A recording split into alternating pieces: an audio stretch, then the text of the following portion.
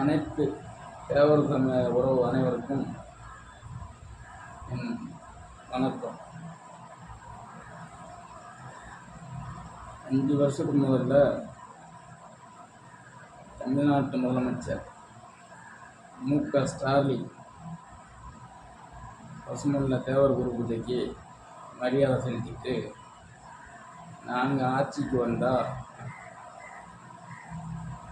மதுரை விமான நிலையத்துக்கு தேவரையர் பெயர் சூட்டப்படும் என்று அறிவித்தார். ஆட்சிக்கும் வந்துட்டார். அப்புறம் அந்த கோரிக்கை நிறைவேற்றுறதுக்கு அவருக்கு என்ன இதுன்னு தெரியல, அதை இன்னும் நிறைவேற்றாமல் இருக்கார். 2026 தேர்தலுக்கு அவர் எந்த தொகுதி எந்த மாவட்டத்துக்கு போனாலும் எங்கள் கட்சி தொண்டர்களும்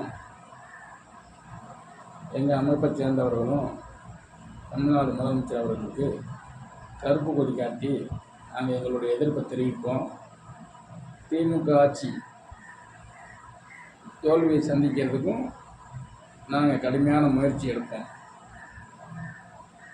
மதுரை விமான நிலையத்துக்கு தேசிய தலைவர் பசுமன் முத்துராமலிங்க தேவர் அவர் பெயரை சூட்டிட்டு தென் மாவட்டங்களில் ஓட்டு கேட்க வருமாறு தமிழ்நாடு முதலமைச்சர் அவர்களுக்கு அகில இந்தியா சேர சோழ பாண்டிய பேரரசு நிறுவன தலைவர் ஸ்ரீ பாண்டித்தேவர் கடுமையான எச்சரிக்கையை அளித்துள்ளார்.